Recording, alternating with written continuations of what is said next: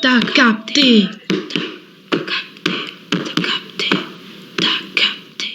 Et salut les capteurs. Aujourd'hui on se retrouve pour une vidéo de français cette fois et qui portera sur les figures de style. Avant de commencer, je tenais à vous remercier pour le superbe accueil que vous avez fait à mes toutes premières vidéos.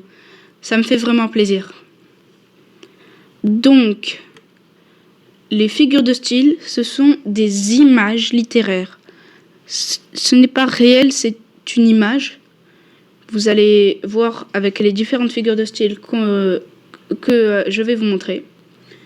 Et donc, ça permet de créer une atmosphère poétique. Donc, c'est beaucoup utilisé dans les romans, les poèmes, etc. Donc, la première figure de style qu'on va voir aujourd'hui, c'est la comparaison. La comparaison, c'est quand on associe deux éléments qui ont une chose en commun.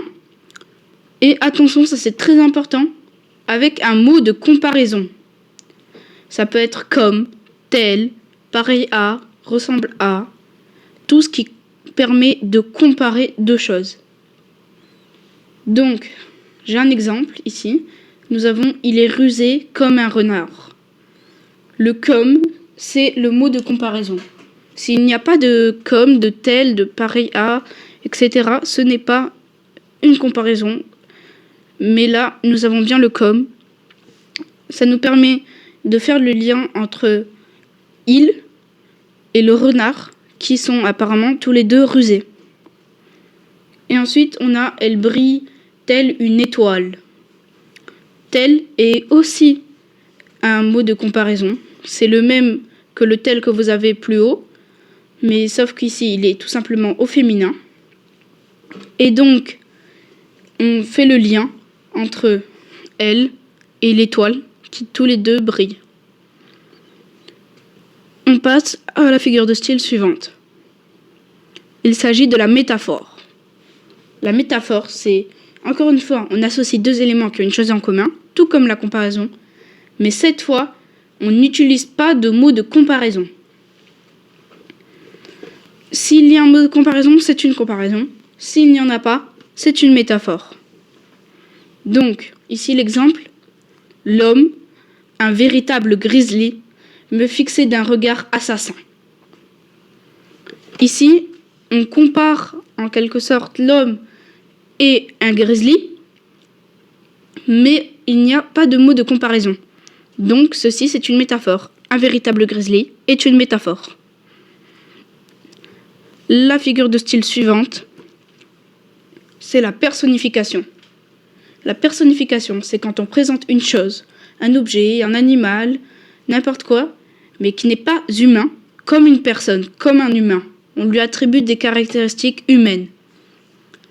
L'exemple, l'arbre hurlait dans la tempête.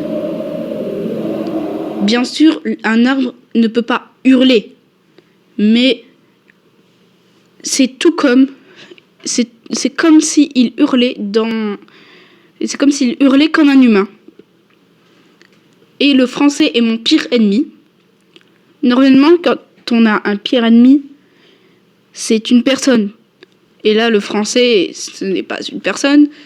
Et donc, en fait, ceci, c'est une personnification, car on attribue une caractéristique humaine d'être un ennemi à une chose qui n'est pas une personne. Et la figure de style suivante, c'est l'énumération. Une énumération, c'est une liste de plusieurs éléments qui sont séparés par des virgules. Donc c'est tout simplement une liste, comme ici. Il y avait de nombreux objets, des livres, des jeux, des tapis, des coussins, des ampoules, des chaises. À partir des livres ici jusqu'à des chaises, c'est une énumération.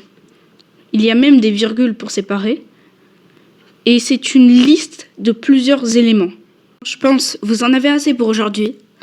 Donc, à suivre dans une prochaine vidéo où je vous ferai découvrir d'autres figures de style et où je vous ferai également faire un exercice d'application sur toutes ces figures de style. Si vous avez des questions, des suggestions, des remarques, n'hésitez pas à le mettre en commentaire. Si vous voulez également que je fasse une vidéo sur un certain sujet, mettez-le moi en commentaire. Et on se retrouve une prochaine fois. Salut, c'était T'as capté.